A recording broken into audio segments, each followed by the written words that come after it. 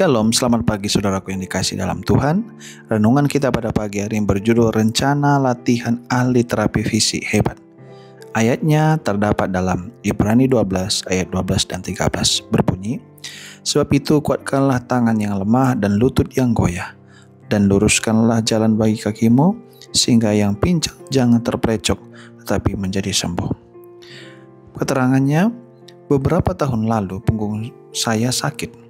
Saya tidak bisa berdiri, duduk, atau berbaring miring selama lebih dari beberapa detik tanpa rasa sakit yang hebat.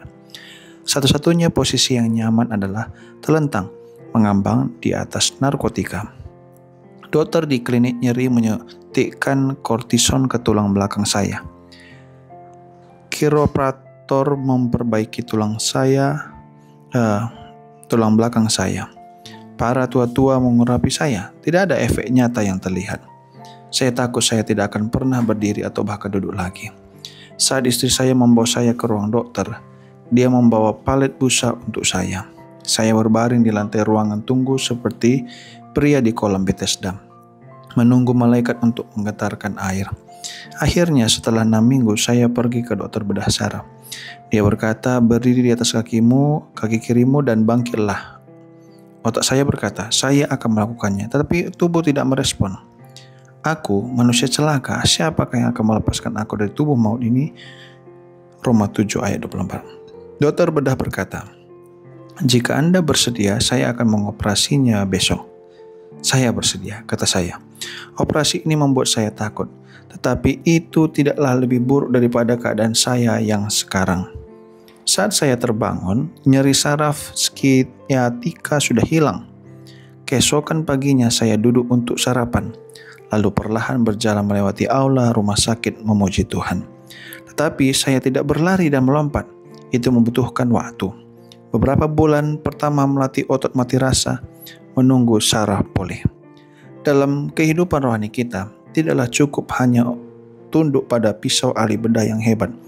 Kita juga membutuhkan bimbingan dari ahli terapi fisik yang agung. Dia memberi kita latihan yang menguatkan.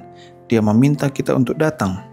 Dia menyuruh kita pergi, Matius 28 ayat 18-20. Dia memberi kita tantangan, 1 Korintus 10 ayat 13. Dia meminta kita untuk ikut, Matius 4 ayat 19. Latihannya progresif, membangun kita tanpa membuat kita patah semangat, Filipi 4 ayat 13. Lihat juga dalam Ibrani 12 ayat 1-13. Almarhum nenek saya menjalani penggantian kedua lututnya yang menderita rematik. Dia segera berjalan 1 mil sehari, lebih banyak daripada yang bisa dia jalani selama bertahun-tahun. Tapi dia tidak melanjutkan latihan membungkuk dan merenggangkannya, karena itu terasa sakit. Jaringan rusak terjadi di persendiannya.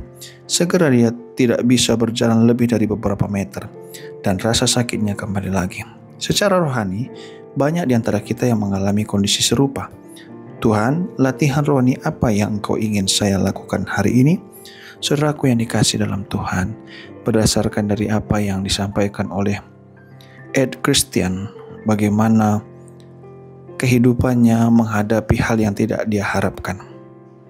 Banyak hal-hal yang terjadi, tapi dia sangat tidak harapkan itu terjadi dalam hidupannya.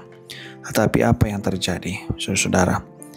Dia berdoa dan bahkan didoakan. Bukan hanya itu saja, dia juga diobati ataupun ditangani oleh dokter-dokter hebat. Dan bukan hanya itu saja yang dibutuhkan, dikatakan. Kita bukan hanya membutuhkan tanganan dari dokter, tetapi kita juga harus merespon dari tubuh kita sendiri, dari pikiran kita sendiri. Itulah sebabnya saat ini juga bukan hanya secara fisik yang perlu kita gerakkan tubuh kita ataupun dorong dalam pikiran dan kehidupan kita.